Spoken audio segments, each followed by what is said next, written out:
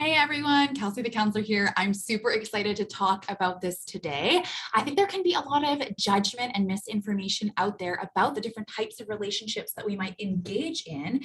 And so I kind of wanted to lay them out really simply and just talk about them. I'm super curious about your experience, what kind of relationships you interact with, because we tend to usually have a tendency, we go one way because it's familiar and kind of our normal. And so a different kind of relationship can feel uncomfortable, kind of like putting the wrong shoe on the wrong foot. So I'm curious about your experience of these different types of relationship.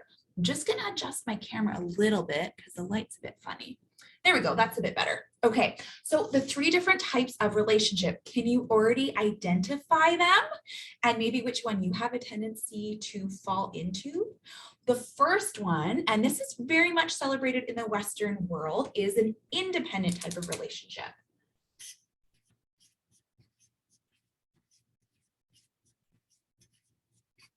This is where each person is unique, individual, very separate. And so sometimes this is, like I said, very celebrated in the Western world as being our own person, not relying or needing somebody else. And this comes especially for women from a place of before we weren't able to be independent. We had to be dependent on a man in the world. And so it's very much, especially for women, it can feel really empowering that we're separate, we're able to manage everything on our own. And so it's very independent. I'm a unique person and an individual on my own.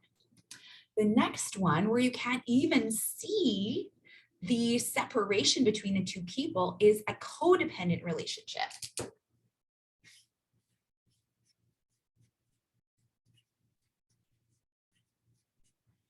Now, if you've ever been in a codependent relationship, you probably know that the lines get really blurred. And I kind of think of it like this, where you don't even know where the other person is. You're kind of attached. You can't really separate. When one person feels something, the other person does, because you're literally connected. It's hard to see the difference between each person. And there can be a lot of anxiety at a separation or even a threat of a separation. I do want to say one thing about codependent relationships. Sometimes there are seasons in our life where we are in a codependent relationship, and this isn't always bad. Nothing is always or never. Those extremes don't exist. If we're experiencing trauma in our life, codependency might be a result of that. It's a symptom of the difficulties. It's survival. And so if you are in or have been in a codependent relationship, maybe take a deep dive into thinking about, was there any trauma going on? Was I unable to manage on my own? And perhaps the codependency actually was a survival mode. Perhaps it was actually really brilliant because that was the only way I was going to get through whatever it was that I was going through. So these are the different extremes, right? We have independent, very, very separate. We have codependent, which is essentially blurred lines and very, very interconnected. And then the last one is interdependent.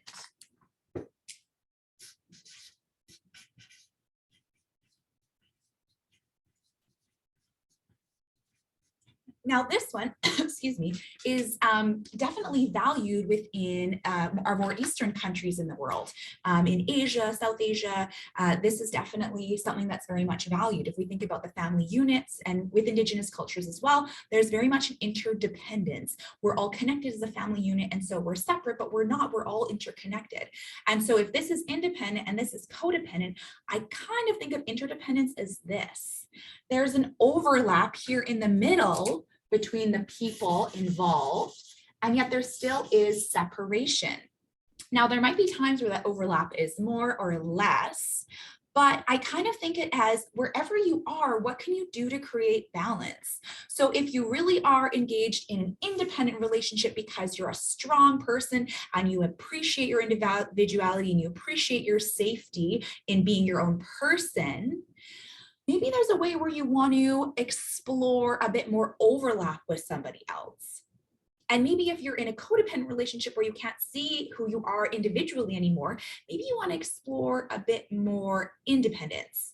And so this is kind of the middle path between the two of them. I'm not saying it's perfect, it's definitely not. And speak with anyone who's grown up in a family that's very interdependent. There can be beautiful things about that because someone's always there to support you and you're a unit and everyone's on your team. But then you can't also really separate and do your own thing because it for sure impacts the other person. Now, that also is kind of my experience of community. We definitely aren't actually independent. We are all interconnected. And so I feel like independence and codependence are kind of on these extremes. This is in the middle. It's a bit more moderate. And so take inventory of where you are, what type of relationship you have a tendency to go into, and see if there's a way that you can moderate it. If you're more separate, see if there's a way you can come closer together, which can be so scary to even consider relying on somebody else. And if you're more in a codependent type of relationship, see what it's like to separate, which is so scary, because what if I'm all alone? So either way, there can be a lot of fear involved. But if we're in one extreme or the other, we can also be out of balance. So this might be something that's helpful just to consider a way to renegotiate how you move in relationship and how to find a way back to balance. I hope this was helpful. I think this is a great way to think about relationships and the differences that we have in them. If you found it helpful, definitely give it a big thumbs up. You can also hit the subscribe button if you want to be notified of any other videos as they're posted. And let me know what you think. Do you have a tendency to be in a certain type of a relationship? Do you find this helpful at all to kind of map it out really simplistically? I'd love to hear from you. And until next time, everyone, take care and have a great day. Bye.